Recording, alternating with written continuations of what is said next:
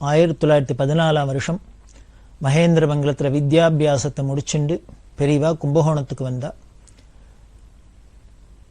1911 வருஷத்திலேருந்து 1915 வருஷம் வரைக்கும் மடத்தோட நிர்வாகம் ஜில்லா கோர்ட் பாதுகாப்புல ஒரு கார்டியனை நியமிச்சு மடத்த நிர்வாகம் நடந்துன்னு வந்தது. காரணம், பெரியவா மைனருங்கிற அந்த ஸ்திதியில இருந்ததுனால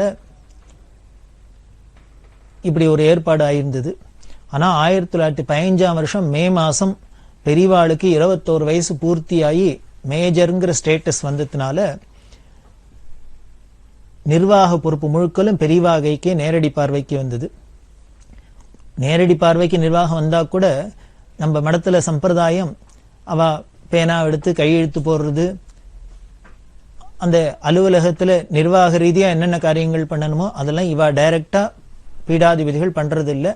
அதுக்கு பதிலா அவளோட ஷார்பில் ஸ்ரீகாரியம் ஏஜென்ட் அப்படின்னு ஒரு நிர்வாகஸ்தரை நியமனம் பண்ணி அவளுக்கு எல்லா பவரையும் கொடுத்து இந்த ஆச்சாரியால் என்னென்ன பண்ணணுமோ அதை எல்லாத்தையும் அந்த ஸ்ரீகாரியம் ஏஜென்ட் மூலமாக பண்றது அப்படிங்கிறது சம்பிரதாயம். அதுபடி பெரியவா தன்னோட நேரடி பொறுப்புக்கு வந்தோன்னு திருப்பாதிரிப்புலியூர் பசுபதி ஐயர் அப்படிங்கிறவர் ஸ்ரீகாரியம் ஏஜென்ட்டா நியமனம் பண்ணினா. இவர் எந்தவித சன்மானமும் வாங்கிக்காத, சம்பளமும் வாங்கிக்காத மடத்துல ஸ்ரீகாரியம் ஏஜென்ட்டா இருந்து கைங்கரியம் பண்ணினர். பெரியவா பட்டத்துக்கு வந்த அன்னிலேருந்தே இவருக்கு மடத்தோட பெரிய தொடர்பு உண்டு. அப்படி ரொம்ப ஒரு தியாகத்தோட கைங்கரியம் பண்ணியிருக்கார் இந்த பசுபதி ஐயர். அப்படி 1915 வருஷம் நேரடி நிர்வாகம் வந்தோன்னு பெரியவா நிர்வாகத்துல முதல்ல நடந்த விசேஷம் சங்கர ஜெயந்தி. அந்த வருஷம் சங்கர ஜெயந்தியை வெகு விமர்சையா பெரியவா கும்பகோணம் மடத்துல கொண்டாடினா. அப்போ ஆரிய தர்மம் அப்படின்னு ஒரு மாத சஞ்சிகை, தமிழ் மாத பத்திரிகை, அதை வெளியிடுறதுக்கு ஆரம்பிச்சா. பிற்காலத்துல அது ரொம்ப பிரசித்தமா நன்னா நடந்திருந்தது. இந்த ஆரிய தர்மத்தை ஸ்ரீரங்கத்துல வாணிவிலாஸ் பிரஸ் அப்படின்னு ஒரு பிரசித்தமான பிரஸ், அதுல டி.கே. பாலசுப்ரமணியர் அப்படின்னு அவரோட மேற்பார்வையில அவரோட பொறுப்புல தான் இந்த ஆரிய தர்மம்ங்கிற பத்திரிக்கை வெளிவந்திருந்தது. அதுக்கப்புறம் 1916 வருஷம் கும்பகோணத்துல நவராத்திரி உற்சவம் நடந்தது. இந்த நவராத்திரி உற்சவத்தை வெகு விமர்சையா கொண்டாடினா பெரியவா. எவ்வளவு விமர்சையா கொண்டாடினா அப்படின்னா, அதுக்கு என்னென்னலாம் செலவாச்சு அப்படிங்கிறது மடத்துல கணக்கு இருக்கு. அதுல பார்த்தீங்கன்னா 50,000 ரூபா போல ரொக்கமா செலவழிஞ்சிருக்கு. இது சாப்பாட்டு செலவை தவிர, சாப்பாட்டு செலவையும் சேர்த்தா லட்ச போஜனம் அப்படின்னு பண்ணி வச்சிருக்கா. லட்சார்ச்சனை, லட்ச தீபம், லட்ச போஜனம் அப்படின்லாம் பண்ணி வச்சா. அப்படின்னா 1,00,000 பேருக்கு சாப்பாடு போடணும் அப்படின்னா அன்னதான செலவு எவ்வளவு ஆகியிருக்கும்?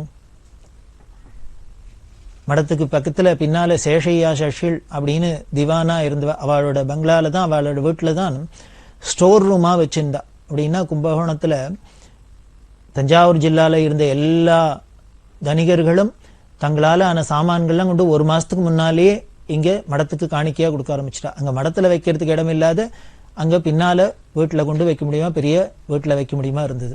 அந்த அளவுக்கு சாமான்கள்லாம் சேர்ந்து விமர்சையா நடந்தது. இந்த அன்னதான செலவு, இந்த 50,000 ரூபாய் செலவு எல்லாத்தையும் சேர்த்தா கிட்டத்தட்ட 1,00,000 ரூபா போல செலவாகி இருக்கலாம். ஏன்னா பெரிய காரியமா அப்படின்னு நமக்கு தோணலாம். கொஞ்சம் யோஜனை பண்ணி பாருங்க. ரூபா நோட்டுனா என்னன்னு தெரியாத காலம் 1916 வருஷத்துல ஒரு நவராத்திரி உற்சவத்துக்கு 9 நாள் 10 நாளைக்கு 1,00,000 ரூபாய் செலவழிச்சுது அப்படின்னா எவ்வளவு விமர்சையா நடந்திருக்கணும். இவ்வளவு இன்ஃப்ளேஷன் எல்லாம் உயர்ந்து பணவிக்கலாம் உள்ள காலத்துல கூட, இவ்வளவு விலைவாசி உயர்ந்த காலத்துல கூட எல்லாரும் நவராத்திரிக்கு 1,00,000 ரூபாய் செலவழிக்கணுமா அப்படின்னு தெரியல. ஆனா பெரியவா 1916 வருஷமே நவராத்திரி செலவு 1,00,000 ரூபாய்க்கு போல செலவழிச்சிருக்கா. அப்படின்னா பெரியவா பண்ற ஒவ்வொரு காரியமும் இப்படித்தான் இருக்கும் போல இருக்கு. இனிமே நம்ம பண வால்யூவை வச்சுன்னு தான் இல்ல நாம எடை போடுறதுங்கிறது இல்லை, ஒரு நமக்கு புரியணுங்கிறதுக்காக இதை சொன்னேன். அதுல பார்த்தேன்னா லட்சதீபம் அப்படின்னும் கும்பகோணம் மடத்துல இன்னமும் இருக்கு. எல்லா இடத்துலையும் மரத்தினால யானை மாதிரி உருவம், துவாரபாலகா மாதிரி உருவம், சிவலிங்கம் மாதிரி உருவம் இதெல்லாம் பண்ணி அதுல பித்தளையில விளக்கெல்லாம் பொருத்தி அதில் நெய்யை விட்டு ஏற்றி வைக்கிறது. பார்த்தா சாயந்தர வேளையில ஜெகஜோதியா திரும்பின இடம்லாம் ஜோதிர்மயமாக இருக்கும். அப்படி ஒரு லட்சதீபம் ஏற்றி அலங்காரம், அம்பாளுக்கு லட்சார்ச்சனை, நூற்றுக்கணக்கான சஹஸ்ரநாமங்கள், சுவாசினி பூஜைகள், சண்டி ஹோமம், வேத பாராயணங்கள், இன்னும் தேவி மகாத்மிய பாராயணம், இன்னும் என்னென்ன உண்டோ. ஒரு பக்கம் பார்த்தாக்க திரும்பின இடம்லாம் ஒரே கோலாகலம். ஒரு பக்கம் பார்த்தா வைதிகள்லாம் வேத கோஷமாக இருக்கும், இன்னொரு பக்கம் பார்த்தா பூஜை நடந்துன்னு இருக்கும், இன்னொரு பக்கம் பார்த்தா வித்வான்கள்லாம் சங்கீத கச்சேரி பண்ணிட்டு இருப்பா. இப்படி எங்க திரும்பினாலும் ஒரே கோலாகலமா மக்களமா இந்த நவராத்திரி உற்சவம் நடந்தது.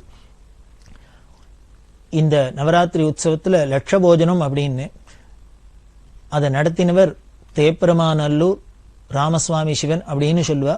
அவர் அன்னதான சிவன் அப்படின்னு குறிப்பிடுவா. தஞ்சாவூர் ஜில்லால அன்னதான சிவன் அப்படின்னா தெரியாதவா இருக்க முடியாது அந்த காலகட்டத்தில். இந்த அன்னதானம் பண்றதுக்குன்னே ஒரு அவதாரம் அப்படின்னு சொல்லலாம் அந்த அன்னதான சிவன். அப்படி அன்னதானம் பண்ணிக்க தஞ்சாவூர் ஜில்லால எந்த கோவில்ல எந்த இடத்துல என்ன உற்சவம் நடந்தாலும் அதுக்கு தன்னோட பரிவாரங்களோட போய் நூற்றுக்கணக்கான ஆயிரக்கணக்கான பேருக்கு எப்போ வந்தாலும் வயிறு நிறைய அன்னம் போடுறதுங்கிறது இந்த அன்னதான சிவனோட கைங்கரியம். அதனாலே அவருக்கு அன்னதான சிவன் அப்படின்னு பேரு. இப்படி அன்னதானம் பண்ணினவர் என்ன கோடீஸ்வரா அப்படின்னா இல்லை. அவரோட சொத்து என்ன அப்படின்னா, அவர் மனைவி காலமானதுக்கு அப்புறம் மடத்திலேயே கும்போண மடத்திலேயே தங்கி இருந்தார். ஒரு 4 முழம் வேஷ்டியை கட்டின்னு அவர்கிட்ட ஒரு பழைய மாட்டு வண்டி, ஒரு காளமாடு இருக்கும். இவர் காலங்கார்த்தால ஸ்நானம் பண்ணிவிட்டு பட்டப்பட்டையா விபூதியும் போட்டுண்டு நேரம் இந்த வண்டியை எடுத்துண்டு அதில் மாட்டை பூட்டி வண்டியில ஏறி உட்கார மாட்டார். அந்த வண்டியை மாட்டை பிடிச்சுட்டே கும்பகோணம் கடவீதி எல்லாம் போவர். இப்படி போறதே எல்லாரும் என்ன பண்ணுவா, இவர் ஒண்ணுமே கேட்க மாட்டார், இந்த தெருவோட போயிட்டே இருப்பார். அந்தந்த கடைக்காரெல்லாம் பார்த்தவாள்லாம் என்ன பண்ணுவான்னு, அரிசி கடைக்காரர் பார்த்தாருன்னா சிவனோட வண்டியை பார்த்தா உடனேயே ஒரு முட்டை அரிசியை கொண்டு அவர் வண்டியில வைப்பா. அடுத்தது வெள்ளை கடைக்காரா இருந்தா உடனே வெள்ளத்தை கொண்டு வைப்பா, புளியை கொண்டு வைப்பா, உப்பை கொண்டு வைப்பா, மிளகாயை கொண்டு வைப்பா. யாராரு என்ன வியாபாரம் பண்றாலோ எல்லா வியாபாரிகளும் சிவனையும் சிவன் வண்டியும் பார்த்தோன்னே அவர் கேட்காதே எல்லாரும் கொண்டு சாமான குமிச்சிடுவா.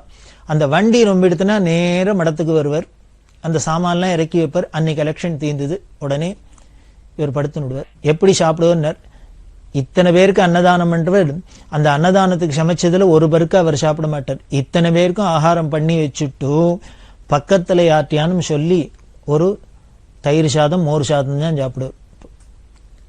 அப்படி ஒரு எளிமையான மனுஷன். அவர் பிற்காலத்துல காலமானத்துக்கு அப்புறம் அவரோட சொல்பமான 10 ரூபாய் 20 ரூபா 50 ரூபா அப்படின்னு சொல்லக்கூடிய அளவுக்கு ஏதோ பணம் மீந்திருந்தது. அதை பெரியவாள்கிட்ட கொண்டு சேர்த்து முடியுமா அவர் சொல்லியிருந்தார். பெரியவாள்கிட்ட அசாத்திய பக்தி, சாட்சாத் பெரியவாளை அம்பாள் பரமேஸ்வரன் அப்படின்னே உபாசிந்தார். பெரியவாளோட வயசுல பெரியவர்னா கூட பெரியவாள்கிட்ட ரொம்ப பிரியம் பக்தி. பெரியவாளுக்கும் அன்னதான சிவன்கிட்ட ரொம்ப மரியாதை. பெரியவா கடுமையான உபவாசங்கள்லாம் இருந்திருக்கா. சின்ன வயசுல இப்ப இடத்துக்கு வந்தோன்னே அந்த சன்னியாசாசிரமத்துக்கு உண்டான தர்மப்படி இருக்கணும் அப்படின்னு. சன்னியாசாசிரமத்துல எல்லா நியமங்களும் ரொம்ப கடுமையான, ஆகார நியமோ கடுமை, ஜபதமங்களோ கூட, இப்படி பலவிதமான நிஷ்டைகள்ல இருக்க வேண்டியிருக்கு, தபஸை ஏத்திக்க வேண்டியிருக்கு. அதுபடி பெரியவா இருப்பா. வெறும் வில்வ கொழுந்தையே சாப்பிட்டு வெறும் வேப்பலை கொழுந்தெல்லாம் சாப்பிட்டு எல்லாமே பல காலம் இருந்திருக்கா பெரியவா. அப்படிலாம் கடுமையா காயக்லேஷம் பண்ணி தபஸ் பண்ணா. ஏன்னா ஞானிகளுக்கு அழகு தானே. அப்படி கடுமையான ஆகார நியமம் இருக்கிறது என்னதான் இருந்தாலும் சரீர மூலியம் அதுக்கு உண்டான உபாதைகளை அது காமிக்கும் மூலியம். அதெல்லாம் காமிக்கிறதே மடத்துல நிர்வாகத்துல இருக்கிறவளுக்கு ரொம்ப கஷ்டமா இருக்கும். எல்லாரும் சாப்பிட்டுட்டு பெரியவா மட்டும் சாப்பிடாத இருந்து அதனால உடம்பு உபாதையெல்லாம் இருந்ததுன்னா எல்லாருக்கும் மனசு வருத்தமா இருக்கும் இல்லையோ. அதனால இந்த உடம்பு உபாதையை உத்தேசிச்சாலும் பெரியவா தானும் கொஞ்சமான அல்ப ஆகாரமானும் எடுத்துக்கணும்னா பெரியவா எடுத்துக்கிறது இல்லை அப்படின்னா உடனே என்ன பண்ணுவாளாம், நேர அன்னதான சிவன்கிட்ட சொல்லி நீங்க போய் பெரியவாளை ஆகாரம் பண்ணணும்னு சொல்லுங்க, நீங்க சொன்னா கேட்பா அப்படின்னு சொல்லணும். இது எதுக்கு சொல்றேன் அப்படின்னா, அன்னதான சிவன் மேல பெரியவாளுக்கு எவ்வளவு பிரியம் இருந்தது அப்படின்னு. பெரியவா பின்னால மெட்ராஸ்ல தங்கி இருந்தா. மெட்ராஸ்ல இருக்கிறதே மகாமக உற்சவத்துக்காக அன்னதானத்துக்கு கலெக்ஷன் பண்ணணும்னு இங்க மெட்ராஸ்க்கு வந்தார். அப்படியே பெரியவாளையும் தரிசனம் பண்ணினார். பண்றதே மெட்ராஸ்ல கொசு ஜாஸ்தியா இருந்து பெரியவா கால்லாம் ஒரே கடிச்சிருந்தது. நமஸ்காரம் பண்ணினவர் பார்த்தா பாதத்துல செவக்க செவக்க இப்படிலாம் இருக்கிறது பார்த்தோன்னு ரொம்ப வருத்தப்பட்ட பெரியவாள்கிட்ட தாபத்தோட சொன்னார். ஒரு தாயார் குழந்தைகிட்ட சொல்றாப்புல, பெரியவாளுக்கு அவ சரீரத்தை லட்சியம் இல்லாத இருக்கலாம், ஆனா பக்தாளுக்கெல்லாம் சொந்தமான சரீரம் எது? அந்த சரீரத்தை எவ்வளவுக்கு எவ்வளவு பாதுகாத்து எத்தனை நாள் இருக்கோ அவ்வளவுக்கு அவ்வளவு நாங்க தரிசனம் பண்ணி அத்தனை நாள் அனுகிரகத்தை அடையலாம். அதனால பெரியவா எங்களை உத்தேசிச்சு பக்தாளை உத்தேசிச்சாலும் இந்த சரீரத்துக்கு ஒரு சவரட்சணை பண்ணணும், அது பாதுகாக்கணும். இந்த கொசு வந்ததுன்னா பெரிய வியாதி எல்லாம் வந்துடும், அதனால பல உட்பாதங்கள் ஏற்படும், அதனால பெரியவா அதெல்லாம் ப்ரொடெக்ட் பண்ணிக்கணும் அப்படின்னு சொல்ல, கொசுவலை கட்டின்னு படுத்துக்கணும் அப்படின்னு தானே கொசுவலை வாங்கி கொடுத்து இதுல பெரியவா தான் படுத்துக்கணும் அப்படின்லாம் சொன்னார். அவரோட அந்த பிரார்த்தனைக்காக பிரியத்துக்காக பெரியவா கொஞ்ச நாளைக்கு அதெல்லாம் உபயோகப்படுத்தியிருந்தா. அந்த அளவுக்கு அன்னதான சிவன்ட்டு பெரியவாளுக்கு ஒரு பிரியம் உண்டு. இந்த அன்னதான சிவன் இந்த நவராத்திரி உற்சவத்துல லட்சபோஜனம்லாம் ஏற்பாடு பண்ணினர். எப்படி இருக்கும் அப்படின்னா, சமையல் உள்ள பார்த்தா 1000 பேர் ஒரே சமயத்துல உட்கார்ந்து சாப்பிட்றாப்புல டைனிங் ஹால், 200 பேருக்கு மேல சமயக்காரர்கள், அந்த சிப்பந்திகள் 200 பேருக்கு மேல. 200 பேர் ஒரு கிச்சன்ல காரியம் செய்யறோன்னா அதுல ப்ரிப்பரேஷன்லாம் எவ்வளவு பெரிய அளவில் இருக்கும் அப்படின்னு நாம கற்பனை பண்ணி பார்க்கலாம். ஒரு உதாரணத்துக்கு சொன்னா, பெரியவாளே சொல்லியிருக்கா, அவர் சமைச்சு வச்செல்லாம் எப்படி இருக்கும் அப்படின்னு. அந்த அழகெல்லாமே கேட்கறதுக்கே ஆச்சரியமா இருக்கும். அவர் சாதம் வடிச்சு குமிச்சு வச்சிருந்தார்னா மலை மாதிரி இருக்கும், அன்னமலையா இருக்கும். இந்த அன்னமலை அப்படின்னா இந்த பக்கம் ஒத்தனுன்னா அந்த பக்கம் ஒத்தனுன்னா தெரியாதான், அந்த அளவுக்கு இருக்குமா. இவ்வளவு சாதம் வடிக்கணும்னா எத்தனாம் பெரிய அண்டால வடிக்கிறது, எத்தனாம் பெரிய தவலையில வடிக்கிறது.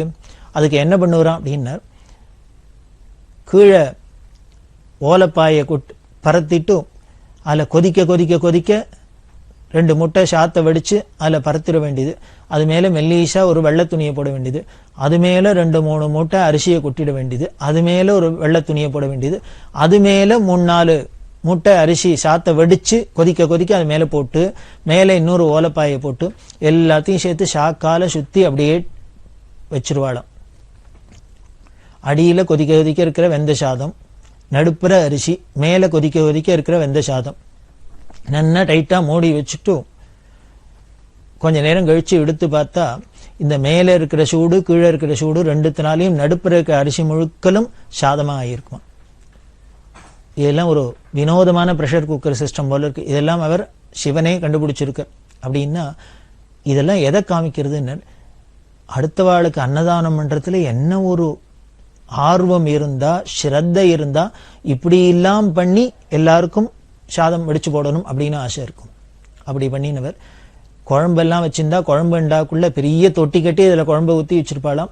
அதுக்குள்ள ஒரு குட்டி யானை இறக்கினா கூட மொழிகி போடுற அளவுக்கு குழம்பு இருக்குமாம், ரசம் இருக்குமாம். இதெல்லாம் வேணா பண்ணிடலாம். இத்தனை பேருக்கு மோர் வேணும்னா என்ன பண்றது, தயிர் வேணும்னா என்ன பண்றதுன்னு. அதனால என்ன பண்ணுவாரான்னா, எப்பொழுதுமே அவர் எல்லார் வீட்லையும் பாலெல்லாம் மீந்தா அதை தயிரா ஆக்கி தங்கிட்ட கொண்டு கொடுக்க சொல்லுவார். அந்த மரப்பீப்பா இருக்குமா, அந்த மரப்பீப்பாக்குள்ள இந்த தயிரெல்லாம் ஊத்திண்டே வருவா. வந்து மேல ஒரு கார்க்கு போட்டு சீல் வச்சுட்டே வருவா. அந்த பீப்பா ரொம்ப எடுத்துனா கார்க்கு போட்டு சீல் வச்சு அரக்கு சீலை வச்சு பக்கத்துல உள்ள கோவில் குளத்துல அதை தூக்கி விட்டுறது, மதக்க விட்டுறது. ஃப்ரிட்ஜ் போல இருக்கு. அந்த மர பீப்பாக்குள்ள இருக்கிற தயிர் குளத்திலேயே இருக்கிறதுனால அதுக்கப்புறம் அந்தந்த க்ஷேத்திரத்துல அந்தந்த ஊர்ல எப்போ தேவைப்படுறதோ போய் ஒரு பீப்பாவை எடுத்துட்டு கார்க்க திறந்தா உள்ளுக்குள்ள தயிர் இருக்கும். இது ஏதோ பல மாசங்களுக்கு முன்னால தயிரை உரக்குத்தி அந்த பீப்பால ரொப்பி குளத்துல போட்டிருப்பா. ஆனா பல மாசங்களுக்கு அப்புறம் எடுத்தா கூட முத நாள் ராத்திரி தோச்சாப்புல அப்படி இருக்குமா. இப்படி இல்லாம ஒரு சிஸ்டத்தை அவர் வச்சுண்டு இப்படி சாமான்களாம் சேகரிச்சு அன்னதானம்லாம் பண்ணினார். அப்படி ஒரு அன்னதானம் பண்ணின உத்தமர். அவர் காலகதி அடைஞ்சார். அப்ப காலகதி அடைஞ்சோன்னு பெரியவா சொன்ன வார்த்தை, அன்னதான சிவன் வேத அத்தியனம் பண்ணல, சாஸ்திரம் வாசிக்கல, ஜபதபங்கள்லாம் பண்ணல, ஆனா கூட 10 பேருக்கு சாதம் போட்டே மோட்சத்துக்கு போயிட்டார்ரா அப்படின்னு. மோட்சத்துக்கு போயிட்டார் அப்படின்னு பெரியவா உத்தரவாதம் கொடுக்கிறார். யாராலேன்னு சொல்ல முடியுமா? மோட்சத்துக்கு போனாரா போகலையா நமக்கு தெரியாது. ஆனா பெரியவா சொன்ன வார்த்தை மோட்சத்துக்கு போயிட்டார் அப்படின்னு.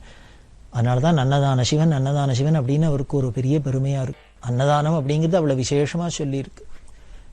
அப்படி பிரியமா பல பேருக்கு அன்னதானம் பண்றது நமக்கு ஒரு மோட்சத்துக்கு சாதனமா இருக்கு. அதனால்தான் போல இருக்கு இதை வலியுறுத்துறாப்பலேயே பராசக்தியான ஜெகன்மாதா எப்படி இருக்கான்னு கையில அன்ன பாத்திரத்தோடய கரண்டியோடய அன்னபூர்ணேஸ்வரி அன்னபூர்ணேஸ்வரின்னே காசியில உட்கார்ந்துட்டு இருக்கா. அத்தனை பேருக்கும் படி இழக்கிறதுக்குன்னு. அப்படி அந்த அன்னதானத்தெல்லாம் இந்த அன்னதான சிவன் தான் பார்த்துட்டார். 400க்கு மேற்பட்ட வாலண்டியர்ஸ்லாம் அங்கே வந்து கைங்கரியம் பண்ணினா. இப்படி பல விதத்திலையும் கிராண்டா இந்த 1916ஆம் வருஷம் நவராத்திரி நடந்தது. இப்படி நடந்த இந்த நவராத்திரி, அதுக்கு முன்னால பேப்பர்ல ஒரு விளம்பரம்லாம் கொடுத்துருந்தா. நவராத்திரியோட பர்பஸ் என்ன, இது எதுக்காக கொண்டாடுறது, இதோட நோக்கம் என்ன, லோகக்ஷேமார்த்தம் தான், எல்லாருக்கும் சுபீட்சம் ஏற்படணும், அம்பாளோட கடாட்சம் வேணும், எல்லாருக்கும் கல்வி வேணும், செல்வம் வேணும், ஆரோக்கியம் வேணும், தைரியம் வேணும், இது எல்லாம் வேணுங்கிறதுக்காக தானே துர்கா லக்ஷ்மி சரஸ்வதிங்கிற ரூபத்தெல்லாம் அம்பாளை நாம உபாசிக்கிறோம், அதுவும் இந்த சரத்காலத்துல. அதனால இந்த நவராத்திரியோட நோக்கம் என்ன, அதோட பர்பஸ் என்ன, எல்லாத்தையும் கொடுத்து மடத்திலேருந்து விளம்பரம் வந்தது, இது மடத்துல நடக்க போறது அப்படின்னு. இந்த விளம்பரத்தையும் இந்த தந்தியை பார்த்துட்டு பத்திரிகையில ஒரு பக்தர் ஆச்சரியப்பட்டு பெரியவாளுக்கு லெட்டர் எழுதியிருந்தார். அவரும் பின்னால பத்திரிகையில இதை பத்தி எழுதியிருந்தார். அது யாருன்னா மகாகவி சுப்பிரமணிய பாரதியார். சுப்பிரமணிய பாரதியார் 1916ஆம் வருஷம் கும்பகோணம் மடத்துல பெரியவா நடத்தின நவராத்திரி உற்சவத்தை கேள்விப்பட்டு, அவரும் சாக்தரா அம்பாள் உபாசகரா இருந்ததுனால ரொம்ப அவருக்கு சந்தோஷம். இப்படிலாம் ஒரு நவராத்திரி உற்சவம் அப்படிங்கிறத பார்த்து ஆச்சரியமா இருந்தது, எனக்கு பரம சந்தோஷமா இருந்தது அப்படின்லாம் பெருசா விவரிச்சு பெரியவாளுக்கு லெட்டர் எழுதியிருந்தார். அவர் எப்படி என்ன சொல்லியிருந்தார் அப்படிங்கிற சில வார்த்தைகளை நான் சொல்றேன்.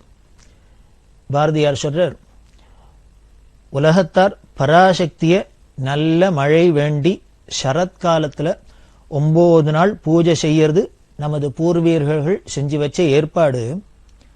ரொம்ப பயனுள்ள காரியம் அது, ரொம்ப மேலான வழியும்.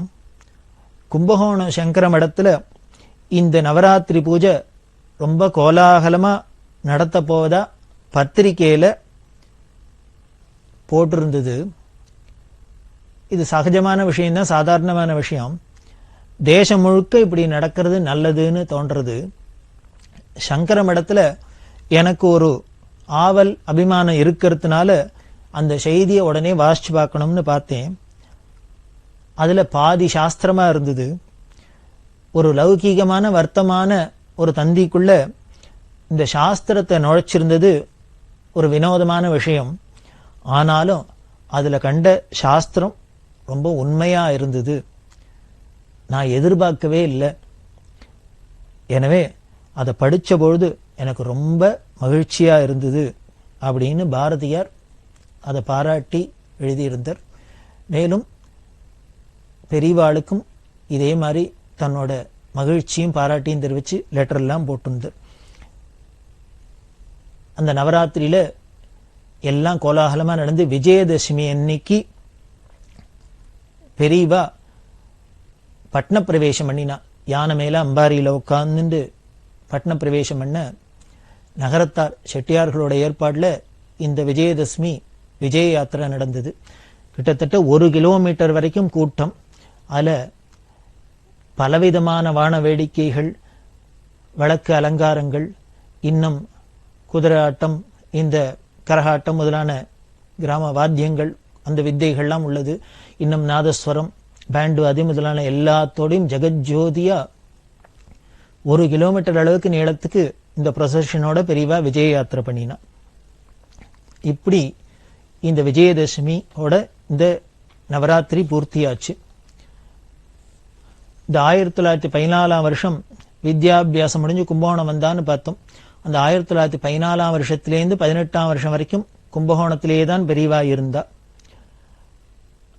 அந்த 4-5 வருஷத்துல பல சுவாரஸ்யமான காரியங்கள்லாம் நடந்தது. அப்போ பல வித்வான்கள்லாம் பெரியவாள்கிட்ட வந்தா. பெரியவா வித்யாபியாசம்லாம் முடிச்சுண்டு பெரிய சர்வஜனா அதிமேதாவியா இங்க பிரகாஷிந்தது. எல்லாம் தேசம் முழுக்கலும் பரவிந்தது. நாட்டில் உள்ள பல பாகங்கள்லேருந்தும் பல பேர் வந்து பெரியவா தரிசனத்துக்கு வந்து பெரியவாளோட அளவலாவி தங்களோட துறைகளை உள்ள விஷயங்கள்லாம் ஆராய்ச்சி பண்ணி பேசி பல விஷயங்கள் தாங்கள் புதுசா தெரிஞ்சுட்டு இப்படி எல்லாம் ரொம்ப சந்தோஷமா கழிச்சிருந்தா. அப்படி இருக்கிறதே பல சாஸ்திர வித்வான்கள்லாம் வந்து சாஸ்திர சதஸ்லாம் நடக்கும். அந்த சாஸ்திர சதஸ்ல பார்த்தேன்னா சில சமயங்கள்ல இந்த பண்டிதாள்லாம் ஒருத்தருக்கு ஒருத்தர் சண்டை போட்டுக்கிறாப்புலாம் இருக்கும். ஒருத்தர் சொன்னதை இன்னொருத்தர் ஒத்துக்க மாட்டா, இன்னொருத்தர் சொன்னதை இன்னொருத்தர் ஒத்துக்க மாட்டா, அப்படி எல்லாம் வாக்குவாதம்லாம் நடக்கும். பட்டி மண்டபம் அப்படின்லாம் சொல்லுவேன், அதெல்லாம் தானே விசாரம் தானே. அப்படி எல்லாம் பண்ணிட்டு இருக்கிறதே அப்படி ஒரே அமக்களமா நடக்கிற இடத்துல பெரியவா வந்து உட்கார்ந்துட்டு இதுக்கு ஒரு சமாதானம் சொல்றதே அத்தனை பேரும் ஆஹா ஆஹா ஆஹான்னு ரெண்டு பக்கத்தை சேர்ந்த பண்டிதாலும் இதை நியாயம், இது சரி அப்படின்னு ஒத்துக்கிறாப்புல இருக்கும். எல்லாருக்கும் ஒரு அதிசயமா இருக்கும், இந்த சின்ன வயசுல இப்படி ஒரு மேதாவிலாசமா எப்படி பிரச்சனைகளை ரொம்ப எளிமையா அணுகிறா, அதுக்கு எப்படி ஒரு சுலபமான தீர்வு சொல்றாளே அப்படின்னு எல்லோரும் சந்தோஷப்படுறாப்புல இருந்தது. அதே மாதிரி வடமொழி தென்மொழின்னு சொல்லக்கூடிய சமஸ்கிருதம் தமிழ் முதலான லாங்குவேஜஸ்ல உள்ள லிட்ரேச்சர்லாம் எடுத்துட்டு அதுல என்னென்ன அருமை பெருமைகள்லாம் இருக்குன்னு அதை அலசி ஆராயிருது. அதை சேர்ந்தவாள்லாம் வந்து அவள்லாம் சந்தோஷப்படுவா. சங்கீதம், சங்கீதத்தில் உள்ள பல மேதைகள், அந்த காலத்துல இருந்த வித்வான்கள் அத்தனை பேருமே பெரியவாள்கிட்ட வந்து தங்களோட சங்கீதத்தை அர்ப்பணம் பண்ணி தங்களோட கலையை அர்ப்பணம் பண்ணினத்தோட இல்லை, அதுல உள்ள பல நுணுக்கங்கள்லாம் விசேஷமான ரகசியங்கள்லாம் பெரியவாள்கிட்டேருந்து தெரிஞ்சுன்னு போறாப்புல பெரியவாளோட சங்கீத ஞானம் அப்போ இருந்திருந்தது. அது மாதிரி பல்துறையை சேர்ந்த எல்லா கலைஞர்களும் வந்து வந்து வந்து வந்து மடத்துல ஒரு பெரிய சர்வஜ்ஞ பீடம் அப்படிங்கிறதுக்கு ஏத்தாப்புல சரஸ்வதியோட வாசஸ்தலமாவே இந்த காஞ்சி காமகோடி பீடம் கும்பகோணத்துல பரிணமிச்சிருந்தது அந்த காலகட்டங்கள்ல. அப்போ 1917ஆம் வருஷம் என்ன பண்ணினா, இந்த புதுசா ஸ்கீம் போட்டு அந்த தர்மத்தை வளர்க்கறதுல பெரியவாளுக்கீடு பெரியவாதான். அவ பண்ணியிருக்கிறாப்புல அசாத்திய சாதக சுவாமின் அப்படின்னு சொல்லக்கூடிய அளவுக்கு அவளுக்கு தனியா அதுக்குன்னு பிரத்யேகமா தோணும். அதை சொல்ற அழகும், அதை தீர்மானம் பண்ற அழகும், அதை நிறைவேற்றுற அழகும் ரொம்ப விசேஷமா இருக்கும்.